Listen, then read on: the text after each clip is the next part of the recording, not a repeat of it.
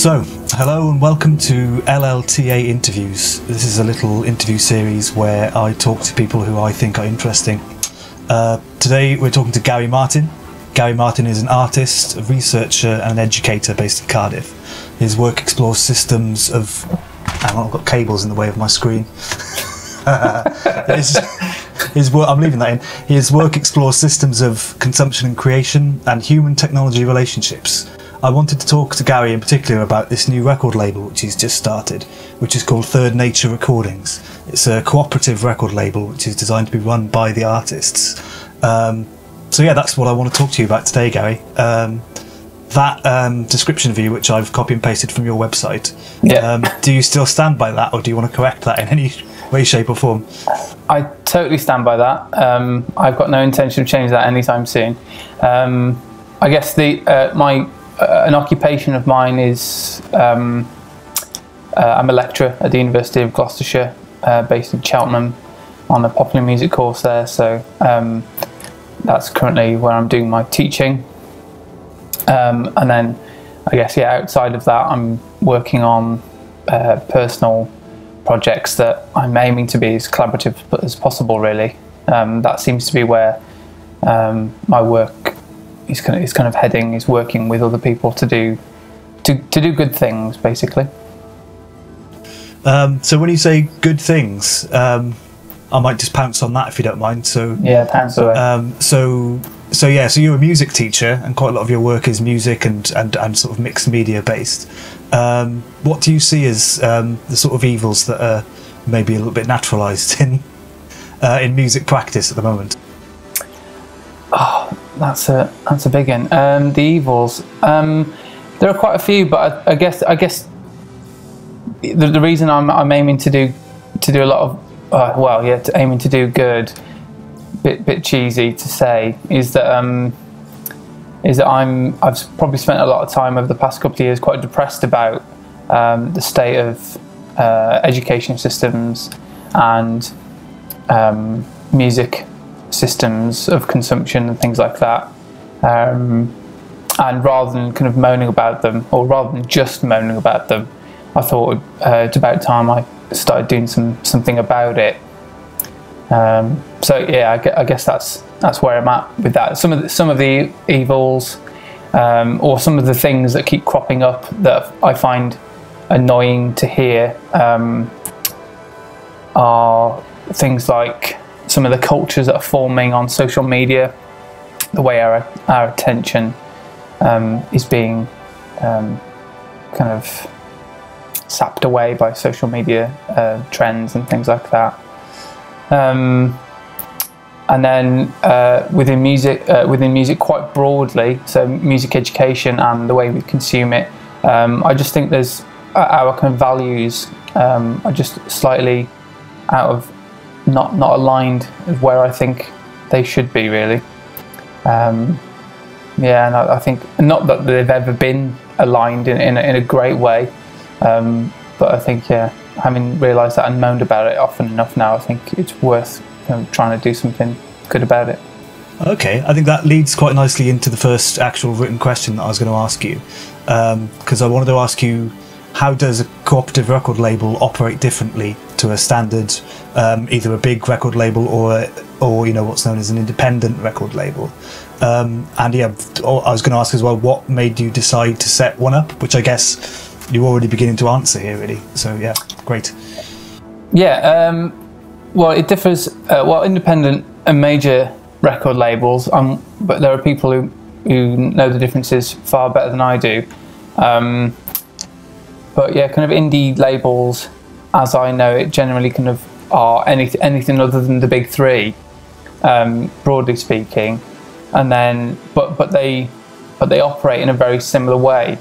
And that's not to kind of downplay the good work that they do or anything, but I guess the difference between a cooperative label or an artist-led label and traditional indie labels is really, really simple, but it's quite big, and it's about the infrastructure more than anything else, really. So on the face of it, Third Nature Recordings will be releasing music and merch and organising live events, and just like any other indie label but the big difference is that it's owned and ran by its members, which means that its artists and workers get to decide how the label's ran and how its share of the profits are spent. So that means, although I'm the founder of the label, I don't get any more of a say than any other artist or any other worker when it comes to making decisions. Okay. So how does that organise itself then? If somebody's releasing music through the label, what's the process for them then? How do they become part of the co-op? Well, so to explain, I'll explain about the members, and that might make sense then. So at Third Nature, there are 3 types of members. There are artist members, who are the artists that release music on the label. Then there are contributor members, who are the people that kind of like regularly provide the label with services of some sort. So that could be mixing and mastering for records, that could be graphic design work, that could be web design, things like that. And then finally, there are community members, so the fans of the label or its music that want to become part of it in some way. So I guess an artist coming in, it doesn't necessarily get signed as they would on a traditional indie label. They become a member of the cooperative in itself, and then they have some kind of ownership over how the label is ran, and gets to make decisions. Okay, so you've written an infrastructure for it, but then I guess once you've got members involved, are they then able to change that infrastructure via voting and meetings then? Yeah, that's exactly it. So the details of that are constantly being, constantly go through iterations, or at least they are for now, until there is a solid foundation, because there's only a couple of members at the moment. So things are generally done via consensus at the moment, until there are kind of opportunities in the near future for us to have meetings and have board members and things like that, where people can start doing, having votes on things. Okay. And then what's your plan for how things work with money then? Is there going to be a sort of centralised pool of money which then gets disseminated based on merit? And I would assuming sort of its sources of income from sales and merch, I guess. Well, this is another difference, I think, between co-op label and traditional indie labels, is that we're kind of like actively transparent about our operations and our finances. So very soon. I mean, there haven't been many transactions that we've had at the moment anyway. So there's things like purchasing a domain name and setting up a Bandcamp page for the label that have which are costs for the label. So they're being kind of written down and noted and documented, and then they will become very soon part of this kind of open ledger that's available for everyone to see.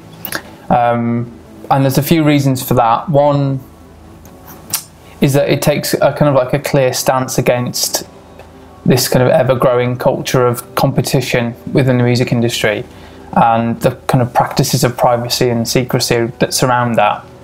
And then another is that we just don't feel there is anything we have to hide from music fans who are investing in artists. And these types of fans who are becoming increasingly consumer conscious and consider ethics as a factor for purchasing. So I guess in terms of the band's the label's finances, what will happen is an artist, when they become an artist member, they are fronted, or there's some kind of agreement that takes place between existing artist members and the new artist member about them getting some kind of fronted payment of some sort, whether that's a monetary payment or whether it's through labour. Something is given to help them kind of support their next release. When that is kind of paid off through sales of the record, then there can be kind of like revenue that comes in, which is split then between the artist and the label. But then of course the label the bit that goes to the label will end up being profits that's reinvested into other artists' releases in some way. So there's no kind of like top dog at the top of the hierarchy that's taking that bit and putting it in the back pocket. Everything gets reinvested into artists. Okay, so in theory, once you had something like this up and running, you could actually step away from it and it would still work operationally, would it? Yeah. I mean, I wouldn't necessarily step away. No, I didn't necessarily mean that was part of it, but in the event of. Oh, sure, yeah, hopefully. Okay. Yeah, absolutely. As long as people kind of abided by the documentation that sets up the label, then absolutely, yeah. It's designed to be as sustainable as possible, really. And if there are bits of anything that I've just said that don't seem to work out for whatever reason, that can be changed along the way. I guess, yeah, you're aware that you're building this as it goes along. Yeah. I've got a really boring, and you've probably had it from a few people, question about how that works in terms of banking and finances. So, because you've got this group of people who are connected to the co-op, and then fingers crossed you've got this revenue stream which is coming in then, which I guess is coming in via, is it Bandcamp you're doing a lot of the release stuff from?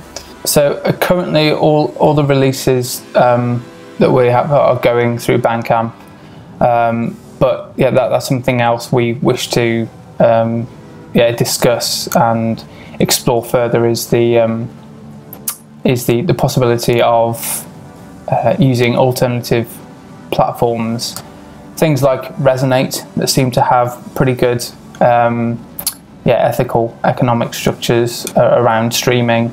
One of the few that I've seen that particularly that I would like to go and use for the label. But once it gets into the label itself, what can you do in terms of banking and things to sort of ensure equal access for that kind of stuff? Do you have to have somebody who is an accountant for the label then, who has to distribute money? So that's where the kind of like contributor member roles come into play. So currently that is me. So I'm currently doing that, and there's no need for me at the moment to have anything particularly fancy to kind of like document all of this stuff. I'm using simple spreadsheets to kind of check income and outcome and things like that, which is accessible for all of the members, all the artists and contributor members to kind of see. And then as and when more people come on board and that responsibility can get shared, the hours put in by those other people are banked in a time bank, which then can those hours are then paid for either with other people's time or with money from releases. So by a time bank there, I guess you mean a ledger of time served doing work then?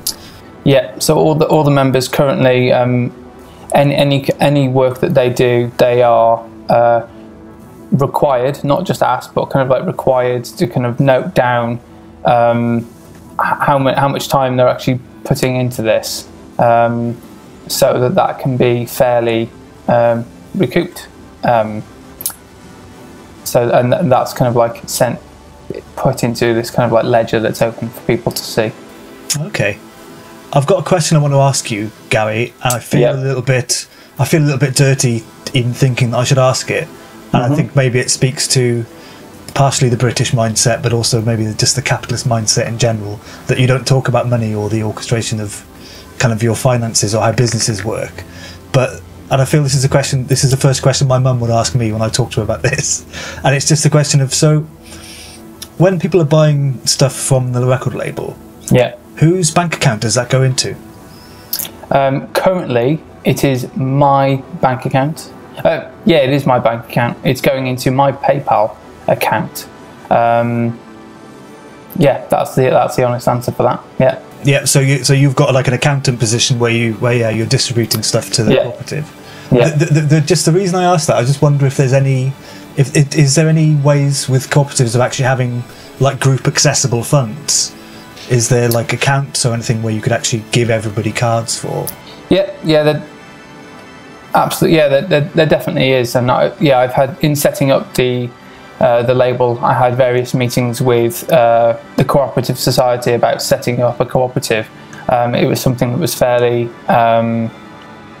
I felt fairly difficult to kind of get my head around. I kind of understood the concept of what a cooperative is, but actually kind of the possibilities of how it's ran, I found far more difficult than standard businesses.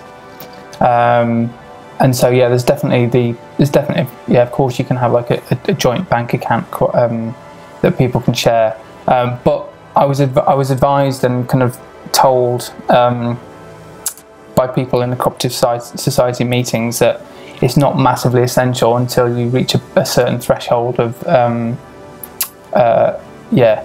earnings and things like that. And as long as everyone is okay with it, that is part of a member of the co-op. So I guess that's something that gets discussed in those meetings also, kind of board meetings and member meetings, is that's all kind of like laid out on the table and is clear for everyone. And it's something I don't want to keep on doing that for very long. If anything, it means it's a lot of work and responsibility for you, isn't it? So it creates an uneven dynamic in the cooperative as well, doesn't it? Yeah, absolutely. Yeah, that's the bit of it that I find really interesting, because suddenly critically somebody has, although it doesn't actually make you any more in charge necessarily, but it gives you a weird hierarchical relationship with everybody else then, because you're on the purse strings, aren't you? Yeah, well, I'm technically in charge of the purse strings, in that I would have to put my details in and use my passcode and things like that to withdraw funds and things like that. But theoretically, I would be beholden to the rest of the members to get money out and spend it, as agreed at members' meetings and things like that. But like I said, there's only a few people that are members of the label currently, so those things are happening fairly casually and informally at the moment. So they're kind of things that are happening by consensus at the moment. So would you say that, because one of the things that makes it quite interesting in terms of a business then compared to a lot of other platforms which emerge, is that generally the goal with the platform is to try and get as many users as quickly as possible, where actually in your situation it sounds like what you need to do is slowly develop trust, especially around that banking issue, because exactly, when you're a small label where people know you and trust you, that might not be an issue. And then if you get to a size where it would be convenient to have a cooperative banking system with equal access, because I assume those systems cost money, because more and more bank accounts these days do, and business accounts generally do. I suppose it'd be worth the while of it after that point. But you've got a completely different speed of scale then, because it's not in your interest to have 100 users tomorrow, because you've suddenly got a load of people you don't know, and there's no trust relationship to be built up at all then, is there? Yeah, I mean, that kind of prods our kind of values of, or definitions of, exclusivity and inclusivity there as well, because like you said, I don't particularly want 100 users tomorrow just for the sake of it, or 100 members for the sake of it. It's more, we're inclusive in that anyone is welcome. Actually, is anyone welcome? I guess that's the thing, is that some of that, the kind of like questions around exclusivity and inclusivity are being questioned there. So it's not that we want 100 members that are kind of like walking in, whatever. What sets the reason, to kind of like go back to one of your first questions about why I set it up, is that I wanted to do something that was different to other indie labels. So it wasn't just so much about your playlist power, about how many streams you can get, but it's whether you had the same thinking as the other members of the label. So yeah, the way you get in is slightly different. So you might have the most streams on a particular playlist, but unless we've kind of have an agreement and understanding of where your values are, that doesn't really matter. You've got a completely different value relation to whether or not somebody's welcome on the label, which I think is quite interesting, because I've certainly found as if you're new to a certain world or new to a certain genre. I've spent quite a lot of time as a musician living in different cities, and it's a really strange feeling moving to a new city where you've got no roots at all, and it can take you a very long time to get anybody to pay any attention to you at all. If you're starting a new project and it's got no prior links, and you've got 40 or 100 fans, a lot of people might even be polite to you, but they'll look at those numbers and just go, "No, you have no interest to us." Because and it's not their fault, it's not them being snobbish, it is just we've got this bar, and you've got to pay for the lights, you've got to pay for the booze, and so you might turn up and play something fabulous, and maybe all 100 of your fans might turn up, but it's 200 capacity venue, and we'll lose money that night regardless of how good the thing was that happened. Whereas it sounds like the things that you want for somebody to be on your label, like, I don't know, there's another question to check you actually. What are the if I was trying to get onto this label and you didn't know me, what would you want from me? What are the qualities that you look for your contributors, I guess, is what I'm asking. That's a good question. And I know it's a bit of an unfair one to throw at you, because the whole idea of it is it's cooperative, but yeah, just as the sort of person that's planting that first seed.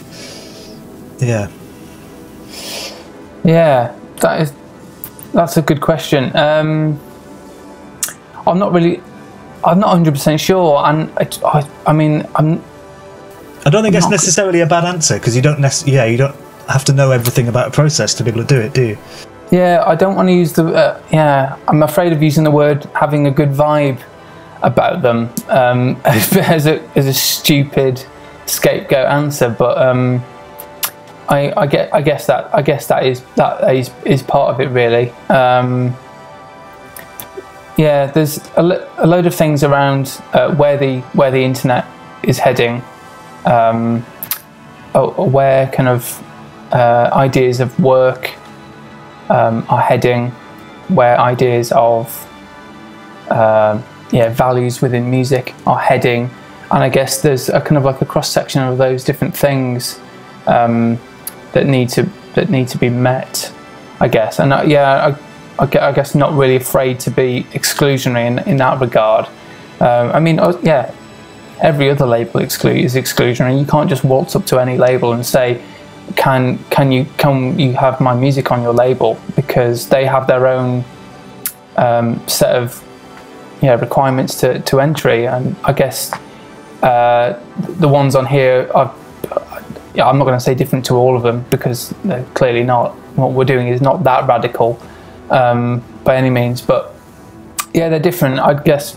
Well, they're certainly not genre or streams, that's for sure. It's more about where your thinking is about the world, and it is about the world in general, not just about music. There's a lot more that kind of influences your thinking around music consumption than just what happens within the music industry. So I think, because you're talking about not necessarily, because would you say that the artists that you've looked at, you've not spent a great deal of time wondering about where they sit in terms of the world of genres and the world of algorithms and playlisting? Then is it because when you said it was about a vibe, I know you distance yourself from that, but I think because vibes are actually separate to genre, aren't they? Yeah. So you mean hypothetically, if someone had a great vibe but wanted to release them nose whistling, would that be as an acceptable release? It just strikes me as interesting and quite a radical difference, where if you look at any webpage for a record label, you'll almost certainly be able to find a genre-based description of what they're looking for. You haven't got one on yours, have you? No, I think we have Sonic Explorations as a nice pretentious label of saying music from Wales and beyond. I mean, there's things like Warp describe themselves as post-genre, and you know, Brownswood Recordings, which is Giles Peterson's label, they you know, they're an eclectic mix of sounds, but I guess it's basically what that means is it's the music that is to the taste of the people that run the label, in some way. So they're kind of split. They're split a little bit between music that we like and music that we think is going to sell well. Whereas, yeah, major labels, I don't want to go too much into them, but generally speaking, you get the impression that they don't massively care about whether they like the music or not. It's just whether it's going to sell well. And yeah, this label seems to lean really far on the other end of the spectrum. It's music to the taste of the people, yeah, on the label. But with a different set of criteria, with kind of like an interesting set of criteria for what good is, I guess. Yeah, I think it's interesting because I remember reading that Simon Reynolds piece about this idea of conceptronica. Yeah, and I got the impression that the thing that really annoyed Simon Reynolds about conceptronica was that he couldn't use his really well thought out education in genres anymore. The thing that really annoys him about conceptronica is that it's difficult to put it in any sort of box. And what you've almost got on the go here is, yeah, exactly. It's when you're talking about your economy is a vibes based economy, you've got this kind of vibe-tronica sort of genre, yeah, which is sort of ignoring a lot of previous sort of genre cues. I'm assuming that's slightly tied in with the fact that, because you're very interested in things like platform determinism and the idea that if you're making music for a platform, let's say Spotify for fun, then there's certain precepts which end up changing what your music sounds like. Yeah. Because this almost feels like it's a bit of a step away from that. Because my second question was going to be, I was reading your manifesto for this label, and you've got this very lovely little phrase, which is the artist as mercenary model. I really like this phrase, and I want you to talk a bit about it. I guess that's again about that kind of relentless competition attitude that musicians are being sold they need to abide by. One of the things that started getting me quite depressed about the internet and social media specifically a couple of years ago were, as a musician, on using Instagram, for example, I was kind of quite baffled about what its function was in accelerating or developing one's career or following in some way. And so I spent a lot of time looking at analysing how people were using it, all the various different hacks and things like that, and noticing that most social network platforms are very visually biased in that you scroll visual content for the most part, and if you are watching a video that holds the audio, it's unmuted to start with, and things like that. And so I kind of spent far too much time trying to think about how I could network my music than actually making the music I was supposed to be networking, and then reached out to loads of various different people about that and asked them about their experiences, and found out that a lot of people were having similar thoughts and similar experiences. So when you say similar thoughts and experiences, do you mean this like disillusionment with that kind of digital sort of fake networking then?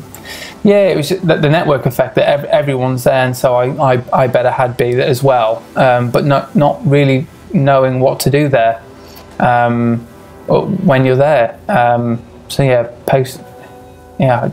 knowing what to post and kind of analysing numbers and things like that, and getting confused about the idea of how many followers should I have. I remember speaking to someone that we were having a conversation about them having 400 followers on Instagram, and them feeling that was kind of like quite small. And then we kind of talked about, well, if you were in a village hall and you were sharing a photo you took in front of 400 people staring at you, that would seem quite a lot of people. and then how weird it would be if the people that actually liked the photo started putting their hand up or clapping at you. And yeah, so I kind of moved away from that. But then yeah, we kind of jump into the Spotify world that you mentioned, and the amount of adverts you see on social networking sites, which have now come off, so I don't know if they're still there.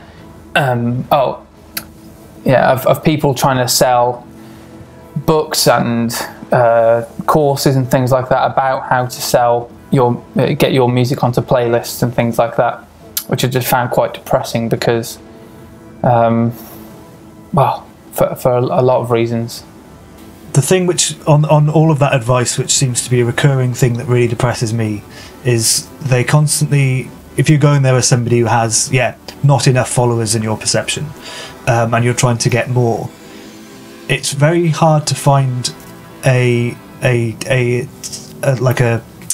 web page or a person that's advising you that doesn't then compare you to somebody who has got a TV series or has got a PR team or has got a record deal. And so they're constantly saying, look at all the things that they do with their media. Look at the way that they've aligned their pictures. That's really important, and that's how they've got these followers. And then you look into the backgrounds of all these people who are set up as examples, and they've all got publicists, and they all used to have a TV show in the 90s. And so, like, what are you to do with that information? And then you get this horrible sneaking suspicion then that actually the only real way to make any money in this is to become an expert, explaining to people how to do it. Yeah. And then you start thinking, okay, then there's a little bit of a platform-based pyramid scheme in here. Yeah, absolutely. And it just, especially this last couple of weeks, watching people desperately trying to get involved in market investments and crypto stuff. That idea of the artist as mercenary kind of feels like a really bleak old time of it at the moment. Yeah. So I just really liked that and wanted to hear some talking about it, which you just did. Yeah. So yeah, but just to say, I don't think that Spotify will. Oh well, I don't know. Yeah, Spotify is just so interesting. So much in there, but it's an easy one to talk about. It's such an obvious thing to talk about, isn't it? It seems to be something that people are talking about more and more, because this thing which has just been the sound of our kitchens for the last few years.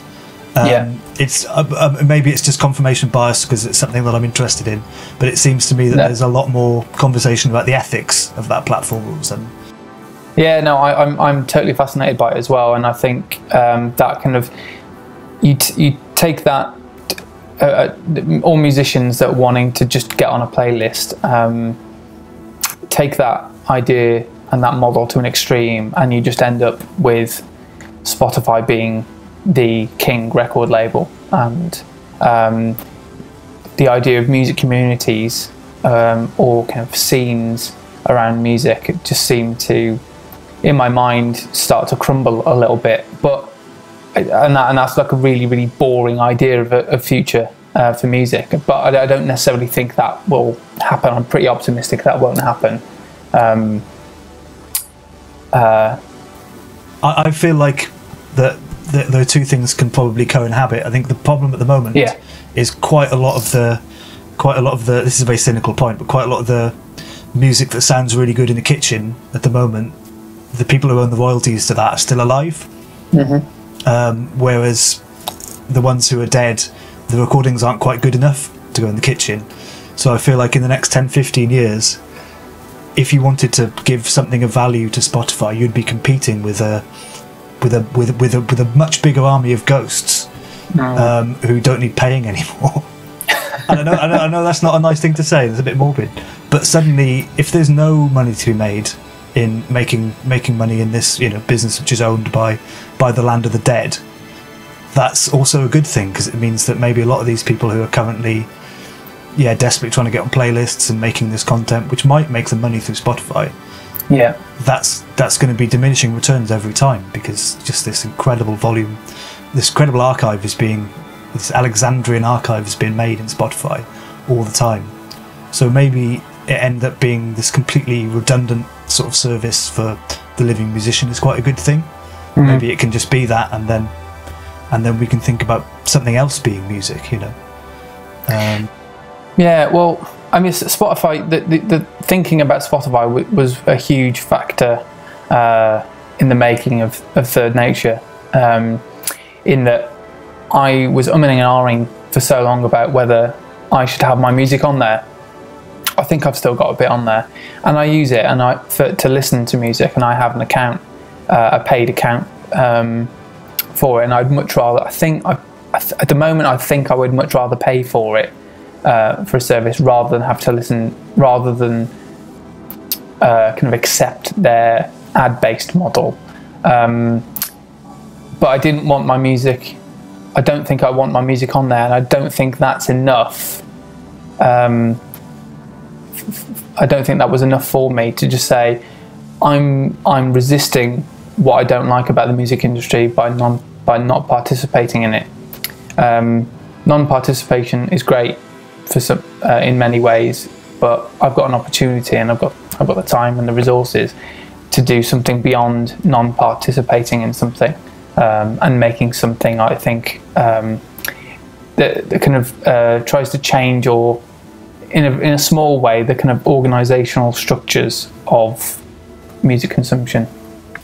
I feel like 2020 has almost been a rallying against passivity in a lot of ways, because it's weird, isn't it? With some people have been given a lot more time recently, and they're just because of the way that, you know, certain protests and things have been happening. There's been lots of conversations where that's been the result of it. Yeah, that passive, passively not liking a system is not enough, and you need to do something else. I've been playing a game. Well, I've stopped doing it now, but I was playing a game with people for a while where if they were listening to a Spotify playlist, I would just casually ask them, oh, who's this that you're listening to at the moment? Oh, what's this song? Who's this by? And mostly people's responses would be, they would sort of look up as if surprised, then they would listen to the music and then say, oh, I don't know. And I thought, that's what getting played on Spotify is, isn't it? Yeah. That's the level of engagement. Because I think a few things you've mentioned now, from the point where you started talking about Instagram, really, this idea of how many followers you have, how many listens you have, that's a unit which has no individual qualitative measure, does it? Was it a good listen, or was it a bad listen, you know? It's just a band that had like passed me by when I was probably would have been a perfect age for them was My Bloody Valentine. Right. Because I think I got the mix up with Bullet for My Valentine, who I'd heard, and they were a bit rubbish, so I just never gave them a go. And I remember being quite tired about 2 years ago, and just sitting down on the sofa and just going, oh, do you know what, I'm going to give these guys a go, because they see, you know, I've heard they're actually quite good. And then this first track of this album came on, and I think just because I was quite tired and it's got lots of weird stereo stuff going on, it just made me feel completely dizzy. It was the most amazing experience. I just suddenly lost my complete sense of balance and had to grab onto the edges of the sofa, and it just caught me at the right time, in the right way, and it just, whatever it was, some sort of magic had happened. And I thought, that's just made a little ticker on some bloke's YouTube playlist to go up by one. Yeah. And it's like I had a moment there, you know, that was a good listen, that was worth more than one. That should have been like 10, 15 listens worth of listening then, because I was completely absorbed, I was gone, absolutely gone in the song. It's like just one. You know what I mean? Yeah, absolutely. I think I've recently been reading probably just some tweets by Holly Herndon. I don't want to misquote her, but I, if I recall correctly, she was talking about the idea of, or questioning the idea of streaming in general, and how the way streaming works at the moment being completely bonkers and backward. In that, the value of one stream of something that you listen to every day versus the value of one stream of something that you might listen to once every 5 years. So yeah, if you've got music for sitting in a chair or whatever that you have on every day while you're doing the cleaning, I mean, I listen to songs on repeat for days on end sometimes, or I listen to them hundreds and hundreds of times, and then there'll be a track or a song that I listen to once in a month, and them, like you said, having equal value in a sense. Yeah, it's not measuring anything, is it? No. And it's sort of, it sort of brings back, because I think this is, 2020 has been a year of people actually realising what it was that live music was. I remember years ago somebody talking about some of the early, probably in the 2010s, attempts at doing live streams of indie bands. And I thought, great, if we can get, whoever it would have been at the time, the Kooks in here, and get them to do a high quality recorded studio performance, but we can live stream it, we'll have the power of, of gigs without having to pay the venues. This will be great. But nobody liked it, and they were trying to figure out why, and they're saying, well, there's just something missing.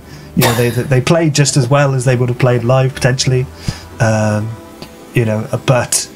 there's something missing, and nobody really thought about what that was. I think until we got denied it for a really long time. And suddenly it's like, oh yeah, it's because you actually get that feedback.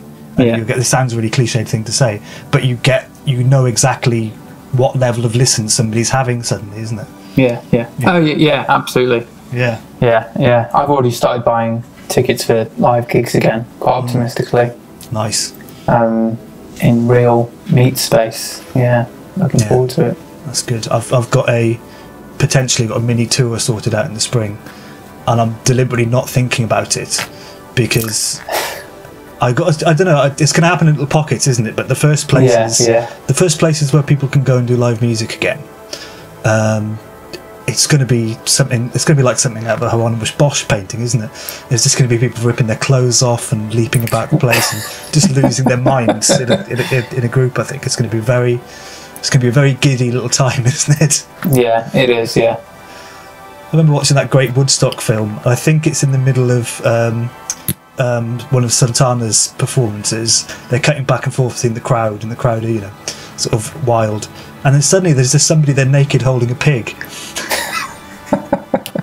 So it's just like, what's led to that happening? He's obviously very excited about something, but there he is with no clothes on, holding a massive pig. And I think maybe that's what it's going to be like. You're just not going to know what's going on in those first early returns to gigs, I think. Yeah. Well, I hope that will be the case, to be honest, because to be totally honest, I think for about 6 to 8 years leading up to 2020, I was noticing people moving and dancing less and less, and engaging less and less in general. And it was actually something that was on my mind, that I don't know whether it was something... I didn't notice that in other countries I went to, but I noticed in the UK just people were moving less and less, and I don't know whether it was something about being too cool to dance, the idea of being too cool to dance or show an emotion, heaven forbid, or something like that. But yeah, I noticed there was just less and less dancing. So hopefully, this will be a nice kind of opportunity for people to get moving again. I'm glad you said that, because I've always suspected that, but then always wondered if that's just part of getting old. The sun is slightly less bright in the sky, and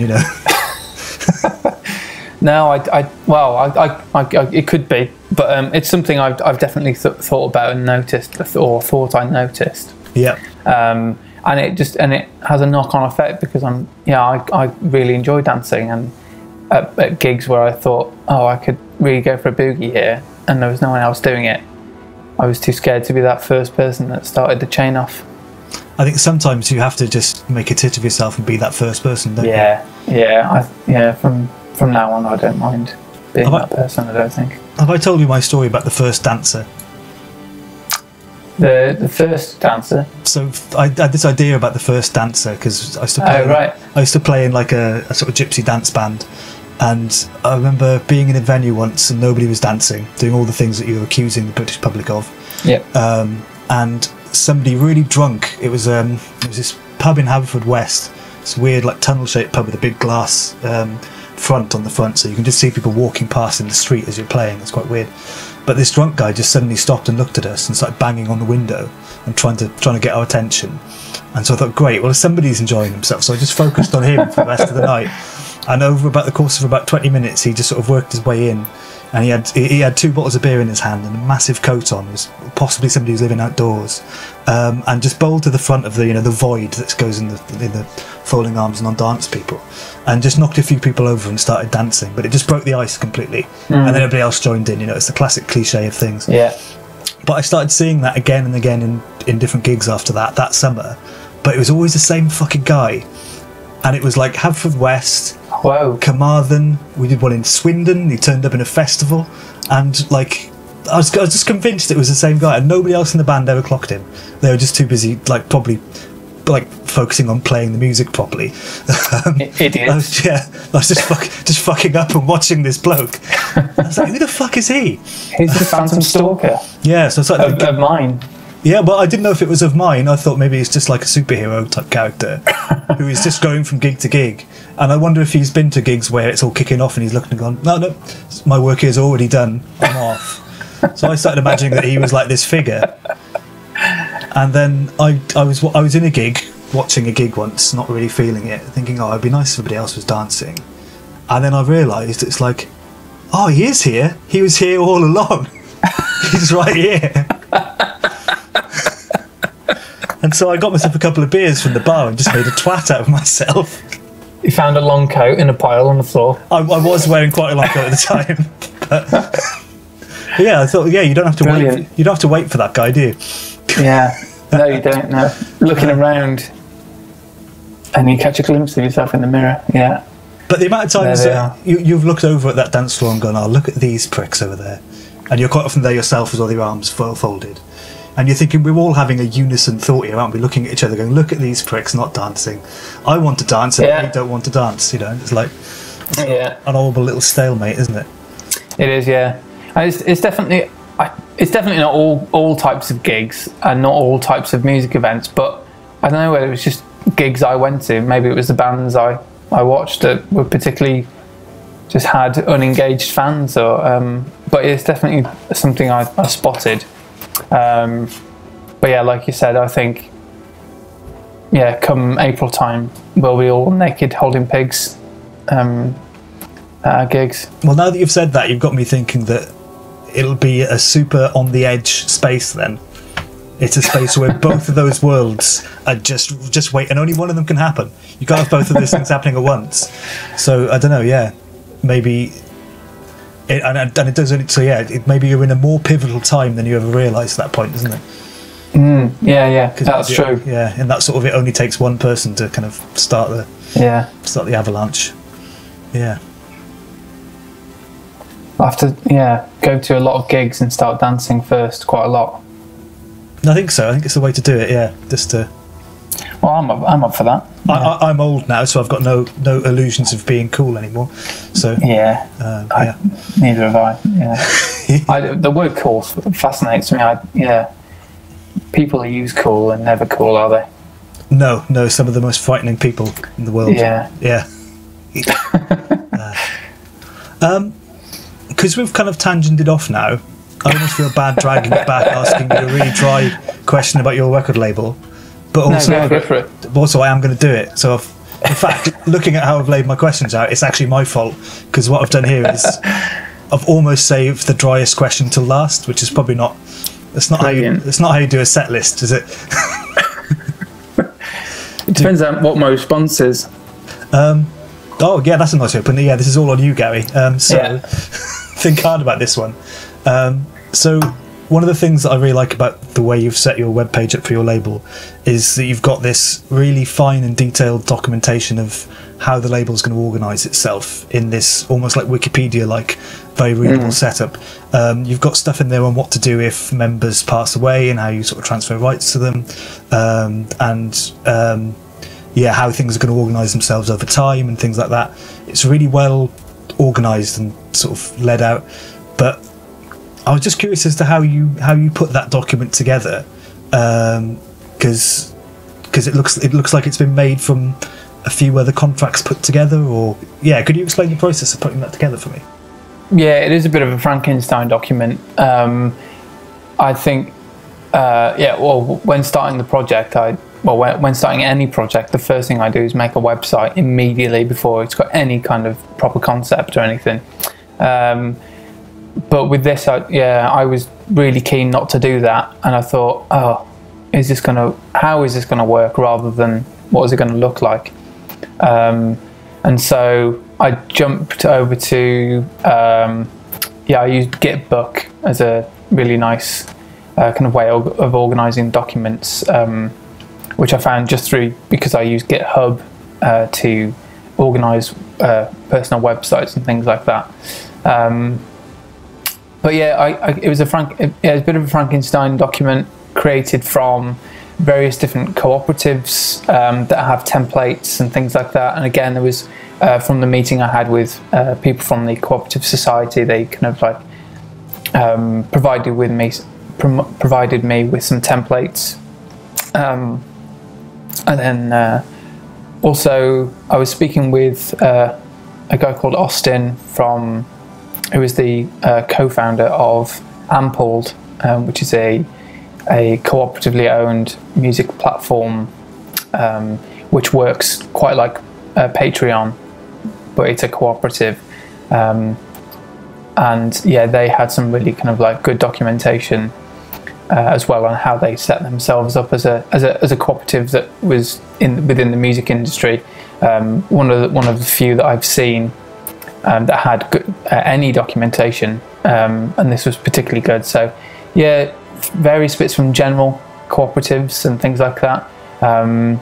This idea of like almost like remixing contracts, is that something that cooperatives are just quite comfortable with doing? Just because this struck from the outside, that struck me as kind of really novel, the idea of it being this adaptive document.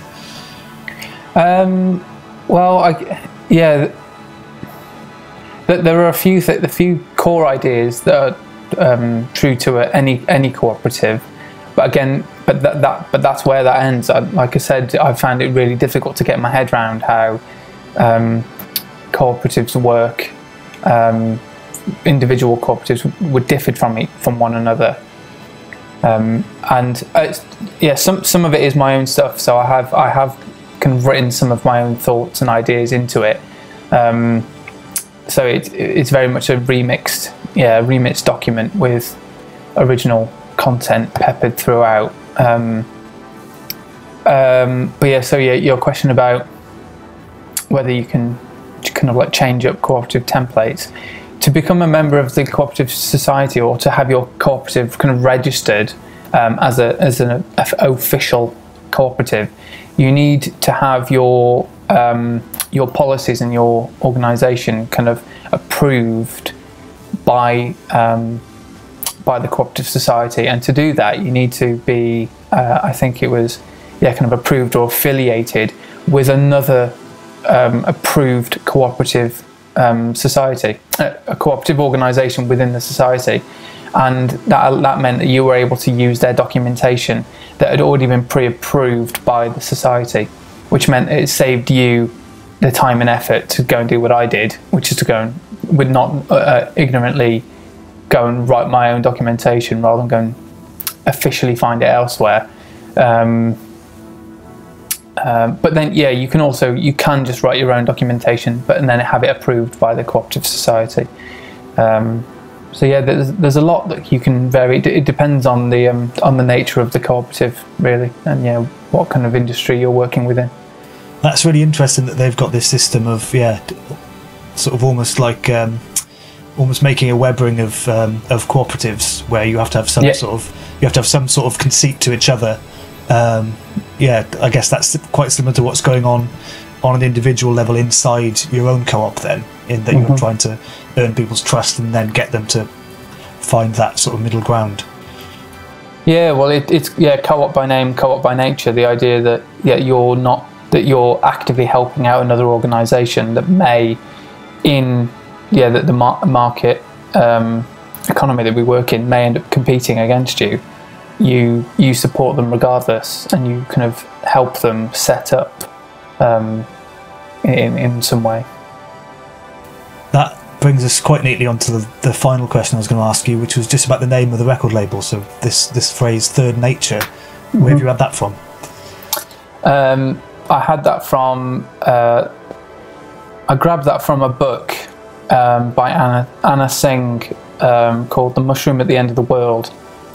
Anna Singh is an American anthropologist, and the book is her most recent book, which is about following the commodity trail of a Mutsaki Matsutake mushroom, and the focal point of the book is about what Singh describes as the end of kind of capitalist progress, as ecological degradation and economic precarity kind of proliferating in the 21st century.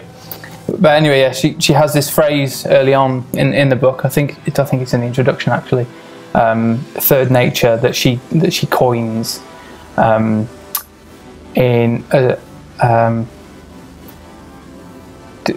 which is, so she talks about first nature and second nature that have these various different meanings, and then she coins this phrase third nature, which is that which manages to live despite capitalism, which I just thought, which really struck me, and it kind of represents in the book the possibility of multiple futures, and rather than just assuming that the future has this kind of like singular direction ahead. And I thought I really liked that this label was forming around some of that moaning and groaning about some of the things that have happened because of capitalism, and this thing existing despite capitalism. Oh, that's lovely. That ties it all up really nicely. Is there anything else you'd like us to know about your label at the moment? I guess the other thing I didn't talk much about was the community membership aspect. So the community members have a slightly different role to artist and contributor members. Well, currently anyway, that's how it's set up. But so fans of the music and fans of the label can become a member of the cooperative by kind of signing up to via the Bandcamp at the moment, and kind of like paying a membership fee, which goes to the kind of running of kind of like investing into artists' music and releases. But for that, then you get things like all the music that comes from the label that year. So you pay a flat subscription fee per year, and you get all the music from the label, plus you will get access to things like free tickets to gigs, discounts on merchandise and things like that. And that allows us to have just a little bit more of a sustainable income, rather than just kind of relying on people to individually buy records and things like that. And yeah, you get to become part of something quite cool, I think. So that's the community membership that you can access via the Bandcamp page. Ah, nice. And that's using Bandcamp's own community stuff. You've chosen that over a Patreon model, I guess. Is that just because it's neatly integrated into? Yeah, pretty much. Yeah, it is very neatly integrated into the rest of the label Bandcamp. It already has a community kind of like page and tab on there. So what happens is on that community page on the Bandcamp, it explains exactly what it means to become part of the cooperative. I think there's a little video there that explains it as well. And then when you kind of sign up, you then get an email with a kind of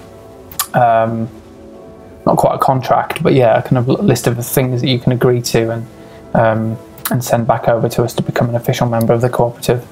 Ah, nice. I noticed YouTube is also getting this community form of liking involved as well now, isn't it? Oh, really? Yeah, there was somebody I was watching the other day, and they've got a like button, a subscribe button, and a community button on the go at the moment. Wow. So there seems to be a need for it out there, doesn't there?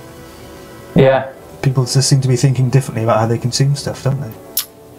Yeah. A subscription. I'm assuming will that be some kind of subscription model for? I've literally only just seen the button and just thought, that's as far as my understanding of it goes. Yeah. I'll probably look back and find that I hallucinated it now. I'm going to go and double check. But yeah, subscription models seem to be quite popular. Yeah, they do at the moment, don't they? And quite an interesting thing, because you used to struggle to convince people that paying for things was a good thing.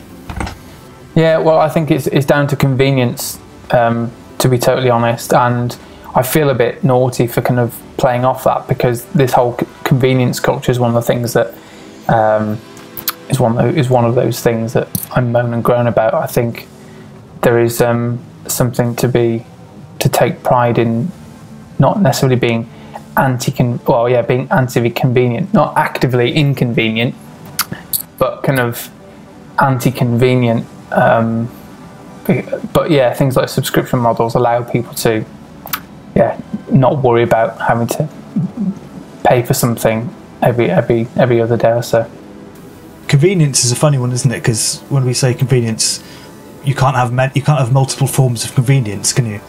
When actually, maybe your problem with convenience culture is the convenience of things which are bad. Well, there's always a payoff for convenience, and that small print is really important, I think. Yeah, that's very true. Yeah, the word trade-off is better than the word convenience, isn't it, to describe what's actually happening? Yeah. Well, lovely. Well, I think that's some good chat, Gary. You should thank you very much. Just give us some plugs for your own content and for your label's content. Oh yeah, let's do that. So we've got our first set of releases. So while we haven't got a kind of like a hard launch date for the label itself, it's kind of been openly rolling out since late last year. But we have got our first set of official releases on the label. I think we've got 4 that are all going to be happening on the same day at some point next week. I think it's possibly going to be the 10th. But there will hopefully be a virtual launch party in Hub's platform, Hub's by Mozilla. So I'm going to do a big invite. I've only got a Twitter account for the label in terms of social media, which is where I'm doing all that stuff for now. So yeah, news and updates will be on there, as well as the website, which is thirdnature.world. Fantastic. Well, Gary Martin, thank you very much for chatting to us. No worries, thank you very much.